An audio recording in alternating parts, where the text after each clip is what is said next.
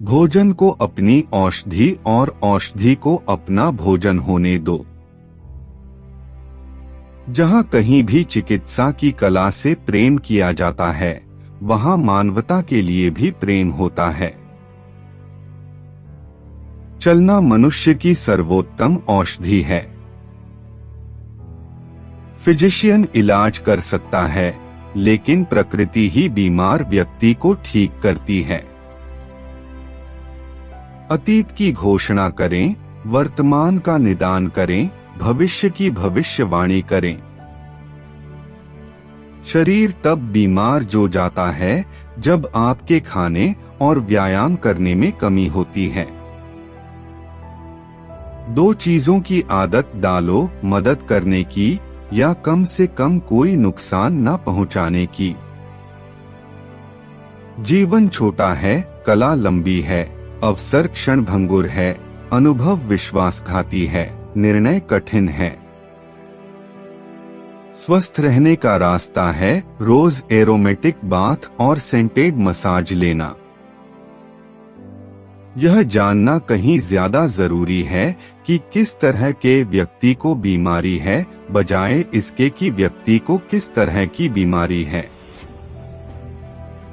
यदि आपका मूड खराब है तो टहलने जाएं। यदि उसके बाद भी आपका मूड खराब है तो दूसरी बार सैर पर जाएं। सारी बीमारियां पेट से शुरू होती हैं।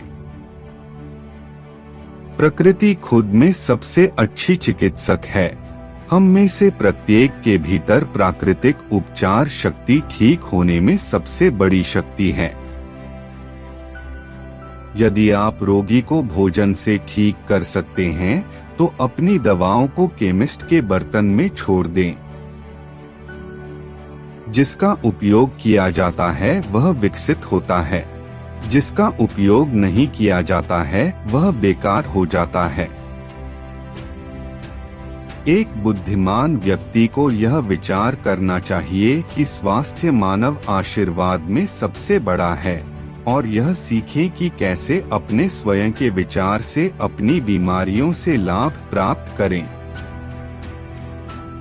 किसी को स्वस्थ करने से पहले उससे पूछें कि क्या वह उन चीजों को छोड़ने को तैयार है जो उसे बीमार करती हैं। जिंदगी इतनी छोटी है, कारीगरी सीखना इतना लंबा। मरीजों के उन दोषों पर भी नजर रखें जो अक्सर उन्हें बताई गई चीजों को लेने के बारे में झूठ बोलते हैं। उपचार समय की बात है, लेकिन यह कभी कभी अवसर की बात भी होती है। हमारे भीतर की प्राकृतिक शक्तियां ही रोगों की सच्ची उपचारक हैं। कुछ न करना भी एक अच्छा इलाज है। ज्योतिष के ज्ञान के बिना एक चिकित्सक को खुद को चिकित्सक कहने का कोई अधिकार नहीं है। हालांकि प्रत्येक का शरीर अलग है, पर आत्मा सभी जीवित प्राणियों में समान है।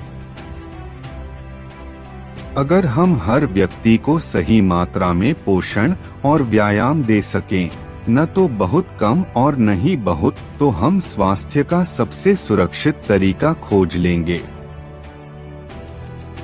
अत्यधिक उपचार अत्यधिक रोगों के लिए बहुत उपयुक्त हैं। दरअसल दो चीजें हैं, ज्ञान और मत। पहले से ज्ञान आता है, दूसरे से अज्ञान।